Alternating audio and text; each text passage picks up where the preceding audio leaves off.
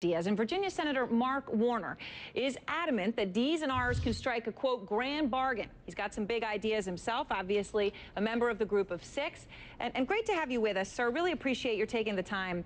Thanks, Aaron. Let me ask Senator Warner, I know you've talked a lot about infrastructure, but when you talk about a big, bold idea that comes from the D side of the aisle where you sit, what would it be? Well, let me give you two or three ideas. And first of all, I think we need to acknowledge, we're coming out of the worst recession since the Great Depression, and government has already used its biggest tools. In any downturn, you use monetary policy to lower interest rates. We've done that.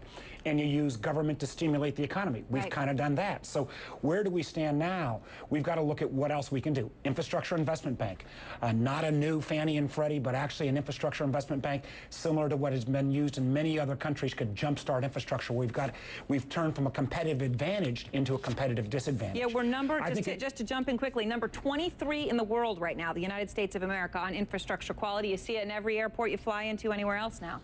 It doesn't make any sense to go to Shanghai to see the world's fastest train or airports or 21st century. That makes no sense. We've got to figure out a way to bring in private capital, and I've been working on the so-called BUILD Act, bipartisan, should be able to get through, that says let's encourage private capital to help us reinvest in our infrastructure. And quickly, Senator Warner, how big would you make this infrastructure investment bank? Because to be fair, the president pushed for it when he started with stimulus, didn't get as much as he wanted. How big is big and bold when it comes to infrastructure today? One of the things about an infrastructure investment bank is that $10 to $20 billion of capital could be leveraged up, in effect, with private capital on top of that, using the kind of export-import bank model, and you could end up with $500, $600, $700 billion worth of projects that would get started on that. You're going to need also as well to look at additional funding to infrastructure in its traditional source. Right now the gas tax is a declining source of revenue, and obviously nobody wants to touch the gas tax. Right. But infrastructure would be one area. Another area would be, I think it's time to take a fresh look at the housing market.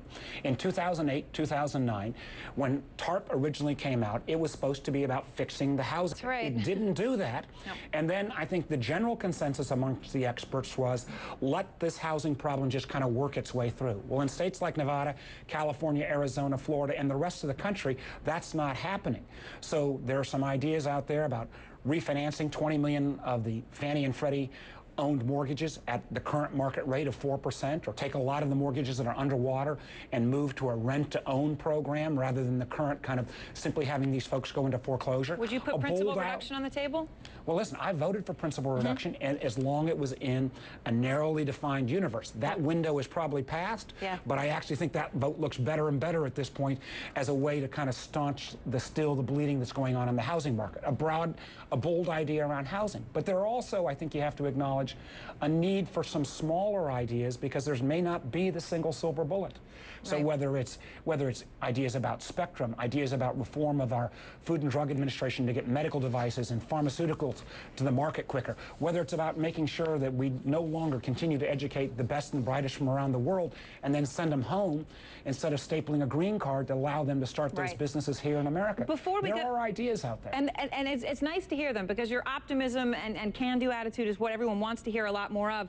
I know that you were part of the Gang of Six, and you've hosted dinners for both sides of the aisle. Can you look the American people in the eye tonight and say there could be a grand bargain, that we're not just going to hear it's all about taxes on one side, it's all about spending on the other, and we're never going to get anywhere in Washington? Unless we are willing to put entitlement reform and tax reform that raises revenues into the mix, we're not going to do the job that we were hired to do. And frankly, I understand why everybody is, Congress is at what, 8% approval rating at this point?